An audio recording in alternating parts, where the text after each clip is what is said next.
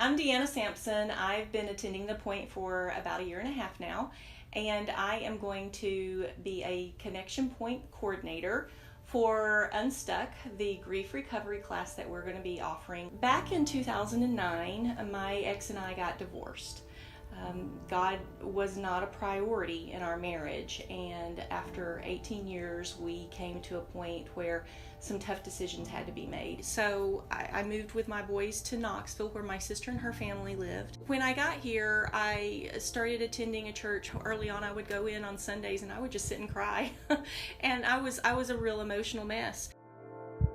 There was a singles ministry, and it was led by Joy Gardner, and there were programs like divorce recovery, and I worked through a lot. Before long, Joy decided that she was going to start a nonprofit organization, and that was fantastic. But then she came up with this idea that she was going to do something different, and it was grief recovery. A lot of people just think of grief as death, but when you have a loss of relationship, such as divorce, or when you move, you lose friendships. So I went through this class, and I was going to poke at it, because if I was going to refer people to her class, I wanted to know it worked. And I found some very surprising things. I realized that the things that were still bothering me or tearing at me about the divorce weren't really about the relationship with my ex or my marriage. It was that I felt the loss of the dreams I'd had for my children,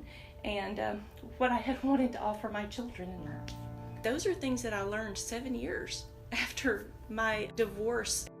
A lot of times you hear things like, oh, time will heal all wounds. Well, you know, it doesn't really. I mean, it's the action you take in that time that helps you heal those wounds.